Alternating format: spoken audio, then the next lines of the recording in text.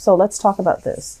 We have here the 9 of coins and the 10 of coins. And this is also something going back to what I mentioned earlier about needing to catch up, waiting for your partner to catch up. They're not on your level. They're getting there.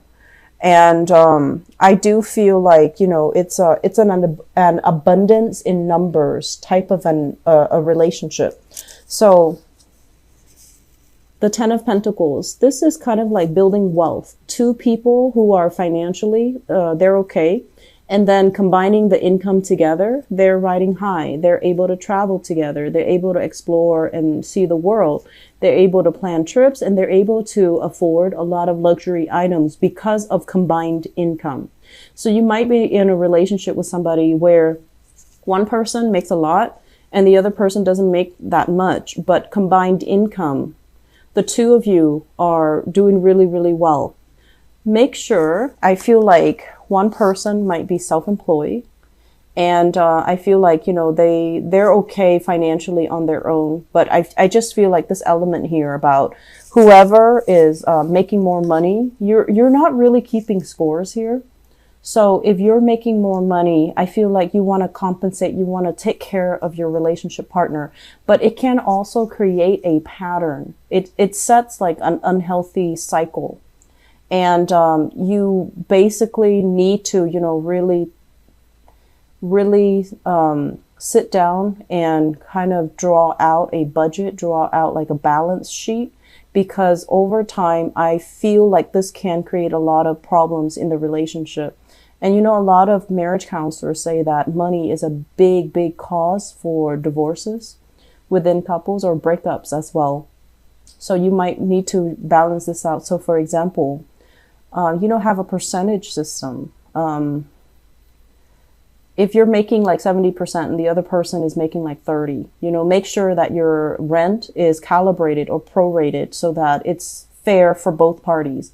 The person that is making more, they want to give more. And I feel like this might be you or your partner, but it just doesn't feel to me like it's fair. There is a fairer way to do this so that it doesn't cause discord in the relationship. Okay. And then likewise, I feel like this is also about, you know, creating a family, adding more members in the family, such as pregnancies, having children, getting married, stabilizing your relationship, like taking the relationship to the next level. And, you know, the natural progression of a relationship, having children, buying a property together, settling down together, and, you know, all of that I feel like your partner right now is at a point where they are financially very, very stable.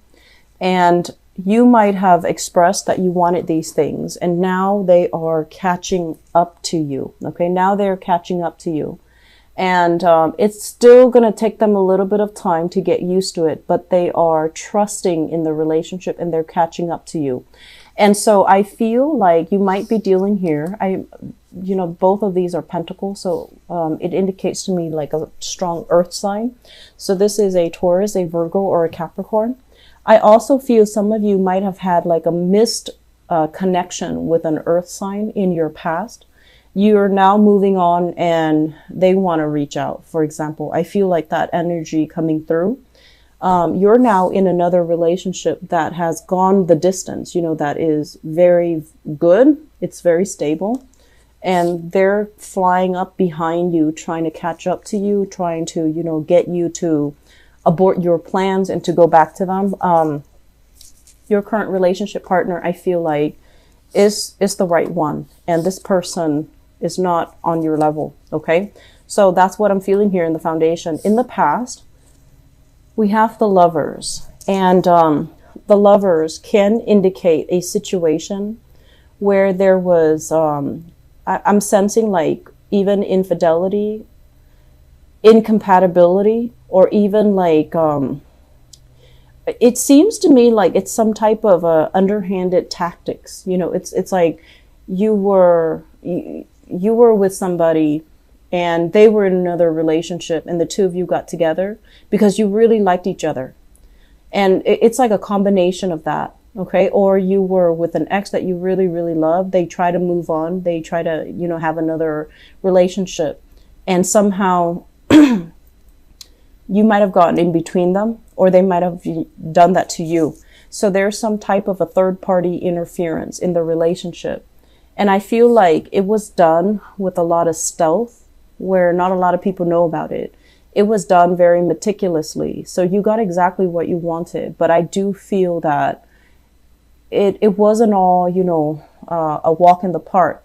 You might have wanted that person, and it just seemed like, on paper, it looked very good. There's great chemistry, great passion in the relationship, but I do feel zero compatibility here. And so the relationship was very turbulent, on again, off again. It really corroded your self-esteem. When they left, you were like, rolled up in the fetal position crying. When they were there, they lit up your world. So I feel like the relationship itself was very emotionally charged. It was very dependent upon the other person. And it was also, it was not the right person for you. Okay. And I feel like you had to do a lot of like, it's almost like a lot of compromise with that person, but they were very stubborn. And I feel like you kind of lost yourself in the relationship. You compromised a little bit too much. And I always like do the Aries reading, asking you to compromise. But I feel like this was a relationship where you didn't know where you stand. You didn't know when enough's enough, because I feel like you're chemically, drawn to the other person. It's passionate. It's very exciting. But I just feel like it's not the right person, because there's a lot of innate incompatibilities here. Okay. This is not seeing eye to eye. This is like, a relationship that is based on attraction, on physical attraction, but very little else. And you might not have, common goals and plans in life, which brings us to the present environment. We have here the sun. And I feel like some of you have already found another person. And I'm seeing as well, possibly another fire sign. So a Sagittarius, another Aries, or a Leo. And we also have, because they're kind of like you, there's also conflict coming into the picture. And I also feel like you are still very, very independent. You have a partner that might be a lot more on the passive end. And so you want it to be exciting. You want it to be passionate and very, like emotionally charged as well. But I feel like this person is not really standing their ground, and this person is a little bit more passive. So just make sure that you can slow down your energy and not cause strife, unnecessary strife in the relationship. Just make sure that you don't nitpick over the wrong things, because I feel like they're a little bit more, they're not confrontational. They're not confrontational at all. Okay. So I feel here, if you have exes contacting you, just make sure you don't deal with them, because it's going to bring that up in the relationship and it's going to create trust issues. And I also feel as well, just be very patient with your partner, because it seems like they're afraid to talk to you. It seems like they're afraid of conflict. They're afraid of fights, and they're afraid of disputes, and they might not want to talk to you, or they might not feel comfortable talking to you because they don't want to get yelled at, or they don't want to get to aggravate a situation. So they're a little bit more on the passive end. Okay. But I feel like they treat you well. I feel like you're feeling quite happy in the relationship. And I just feel like they're not as independent. They're not independent of thought. They're not assertive, and there's something missing here. Crowning this reading, we have the Wheel of Fortune. And the Wheel of Fortune is basically things turning for the better, okay? It's in the upright position, so I do feel progress, movement, having a certain sense of like clarity regarding a relationship. And it is linked up here with an air sign. So we have here, this is an Aquarius, a Gemini, or a Libra, Sun, Moon, or Rising. When it shows up as the King, this is someone who's very, very intelligent. When it's in the reverse position, it's somebody who, they're intelligent, but they lack a sense of strategy. They lack a sense of like, a a clearly defined and a definite sense of direction. So there might have been a lot of arguments in the relationship between you and this person. Where are we going? Are we getting married? Are we having children? When are we settling down? When are you going to propose?